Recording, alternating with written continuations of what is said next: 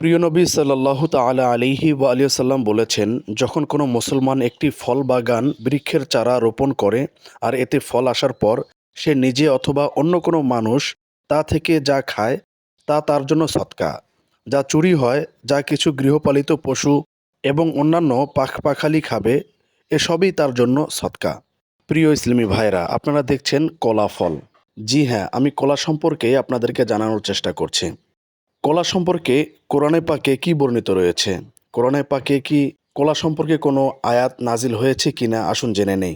সূরা ওয়াকিয়ার ২৯ নম্বর আয়াতে কলা সম্পর্কে এই আয়াতটি নাজিল হয়েছে, ওয়াতলহিম মাংদুদ, অর্থাৎ এবং কলা গাছসমূহের মধ্যে।